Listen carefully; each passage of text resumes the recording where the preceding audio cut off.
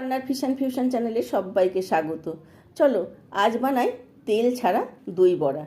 আমি সমপরিমাণ বিউলির ডাল আর মুগ ডাল আর অল্প একটু ছোলার ডাল ভালো করে ধুয়ে 6 ঘন্টা মতো ভিজিয়ে রেখেছিলাম। এরপর জল ঝরিয়ে মিক্সিতে একটা স্মুথ পেস্ট বানিয়ে নিলাম।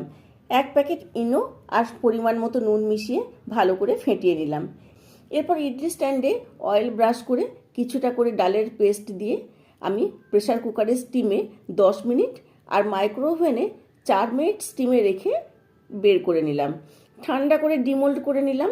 একটা পাত্রে হালকা গরম জলে নুন আর হিং মিশিয়ে রেখেছিলাম।